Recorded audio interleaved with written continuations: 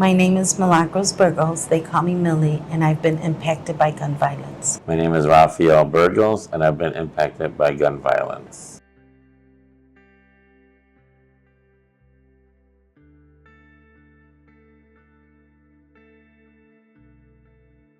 My daughter was taken. I don't like to say lost because I didn't lose my daughter. Someone took her life from us. So when my daughter was taken on October 19, 2014. I remember clearly that day we were actually at a movie theater, and my son calls, and he is totally frantic, calling, talking, telling me that Alexandria had been shot. And it's sent shockwaves through my body. I didn't quite understand at that second what he was telling me. He kept saying it over and over, and he was because he was there when it happened. I told him to see if actually he could stop the bleeding. Where was she shot? If he could stop the bleeding, and where were they? We just ran out of the movie theater and started racing towards where they were. And when we got there, ambulance was there, the police were there was tape everywhere. We tried to get through. We were actually trying to get through the apartment where they were at, and they held us back. I was just in total shock. We didn't know what kind of wound, what had happened. One of the firemen happened to be our friend, and he didn't know. And when we got close to the tape, they all said that you cannot pass the tape, just go. And he told us as a friend, just go to the hospital. It took me 12 years to have my first child. They had told me at first I was unable to have kids. So she was a miracle baby, just like my son.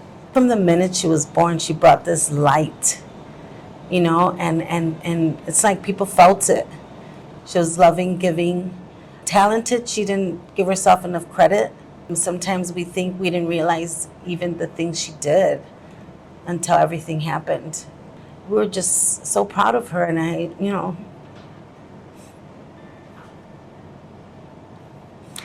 know I've told you, but I wish I could have told you more. My daughter and my son had a great relationship. They were like two peas in a pod. He kind of shut down after, but he is very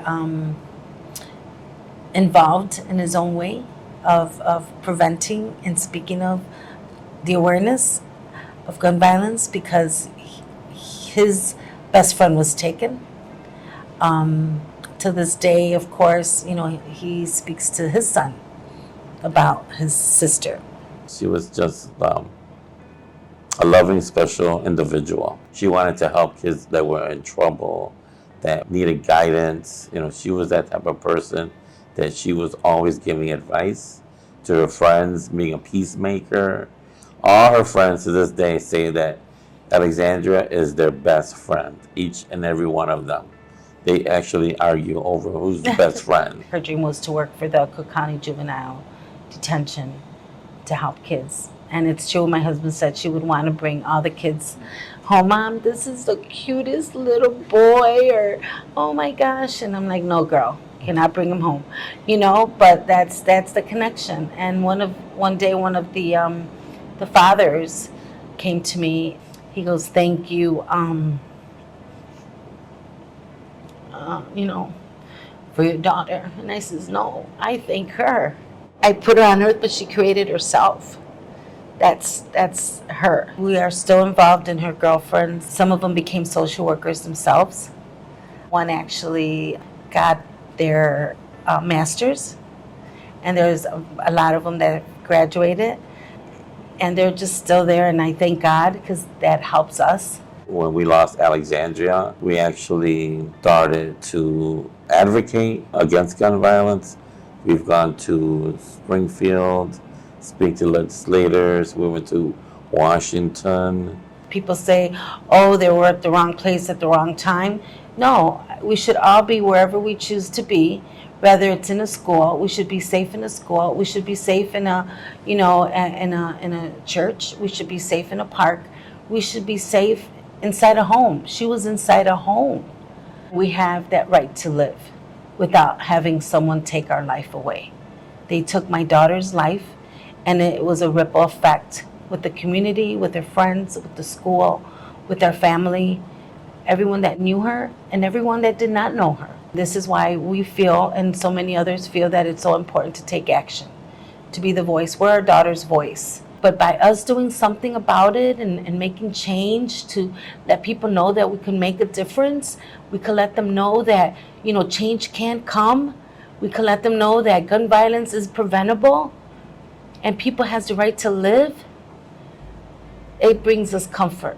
The most important steps for me would be to reach out to the young kids, grammar school kids, 3rd, 4th, 5th grade. Even younger. Even younger, because we have to teach them that gun violence is not acceptable. If you are angry at your peers, it does not mean you're going to go get a gun and use it.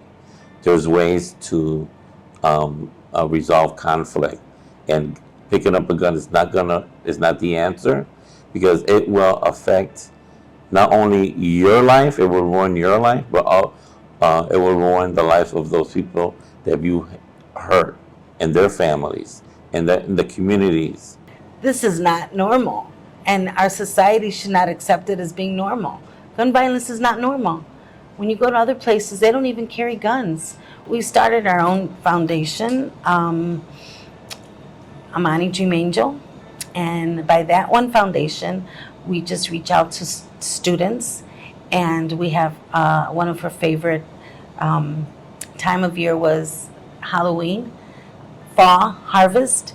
We do a harvest fest in her honor every year, and we have kids and families, and we give out pumpkins and taffy apples, and we make it like a family time, a loving time, a giving time. And she loved holiday Christmas. But we've worked with and volunteered with many organizations because for us, we felt that that's our only way we could voice our opinion. And it's just not an opinion. It's something that we feel that by speaking of her, her life is still here. And we feel it every day. We know her life is still here. But for others to know that she's not forgotten.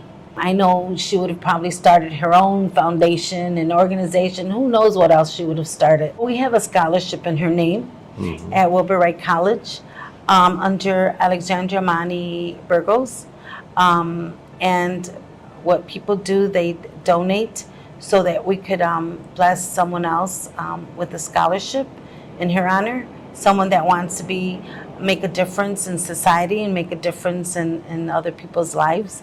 We've gone a long way with a lot of things, even though sometimes it feels like we're going back. But change can happen, right? Do you agree? I think advocating is really important, especially with different organizations of survivors, because we're all on the same page. We all have the same pain. There's no judgment. Sometimes their families don't understand. They want you to move on when there's no moving on. And for our daughter, our daughter is always going to be spoken of in our family. We have many nieces and nephews that never met her, but they know her. We're not saying don't own a gun for those that do. We're not talking about against the Second Amendment. But we're saying if you do, be safe. Store it. Keep it locked. Be responsible. And this will definitely prevent lives from being taken. The assault weapons ban was really a really good bill that was passed in Illinois, and that's most definitely will save lives. A friend of mine asked me if I would like to be in a meeting, and I thought it was a CAP meeting, and I go, sure, I don't know what I could do or how I'll react because, what happened to my daughter, but I'll be there. I do work with men that been incarcerated, and they say they want to make a change in life, and I believe in them, and some have, and you see that positive impact. You see even one person that wrote a book, and those things that I see, that's why I know things can happen. There can be change. My experience working with men is different because we are men, as you know, we hold everything in. We don't want to show our emotions. We want to be strong for our families. But when we come together, we can show emotion. It's okay to cry on each other's shoulder. You know, it doesn't show that you're less of a man. It shows that you are a real man, and that we hurt as well. But coming together in unity and trying to support each other, because we know where we're coming from, and having that space, it builds something positive. Also seeking out trauma-informed counseling. That's really important. A lot of people skip counseling, and I think it's a mistake because it really, really will help you. See, because when you're going through that situation, you're really in an out-of-body experience. Yes. You're not really there. It's not you. You're just going through the motions, and it's really important once you get a foothold of your reality that, hey, I need help. My daughter's case is still unsolved. 10 years later, it's still unsolved, and that's a big. That's something that a lot of families across America are dealing with because the clearance rate is so low, and we really need to do something about it. And cases need to be reopened because all cases are important. There is no case that should be left behind. Homicide Victims Family Rights Act is very important because it will bring to light cold cases, because there are so many that need to be looked at again. They need to be looked with a fresh set of eyes to see if something was missed, if there was someone they can interview again. Is there somehow there's evidence that they've looked over? I think it's really important for the families also to know that someone's looking at your case again. One Aim advocacy towards ending gun violence is really important. They want to involve survivors, and it gives us also a purpose, speaking to legislators and speaking to individuals that want to do something to change, make things better. I think One Aim does a really good job of doing that, of bringing those issues in the forefront, especially advocacy. We're the voice, not just of my daughter, but for the community, for others, for families, for legislators to hear us and say, hey, be with us and join us, and let's all together make a difference, and let's tackle these laws. Let's do something to make our community safer. When we have Advocacy Day, because it shows unity, it shows there is a problem and there are solutions, and these are the people that are affected by it. You see so many families come out on Advocacy Day because they're passionate. Even those that have not lost loved ones are still involved in this movement because they don't want that to happen to their families, and they're very concerned. So coming together and showing our legislators, hey, we're here, we have a voice, we want something done, and and we're here to make sure that you do your job, and that you hear our voices, that you hear survivors. Not everyone had a loved one taken, but just to see that they're there, because that's part of awareness. That's part of prevention. So we're trying to prevent something so tragic to happen to someone else's family. Don't wait till it happens to you. Take action now. Just find that comfort that would help you. Find that comfort. Whether it's a family member, don't ignore yourself. Don't hide under a rock. Speak to someone, because this is real. People's lost their lives because they cannot cope with that. Just take care of yourself. Find that comfort in your heart with the person, organization. Don't be embarrassed. This, for God's sake, is a traumatic experience. So don't ever be ashamed. Volunteer in an organization or volunteer in something that you might like. Take a craft. I find it very soothing even before it happened. I love craft. So on a volunteer basis, I go to different organizations and I do face painting. And find that passion of yours. Everyone has a passion some way or another. So find that comfort. Just show your emotions in any way you can, and don't ignore them. Society failed her. It failed us. And I think we can do better.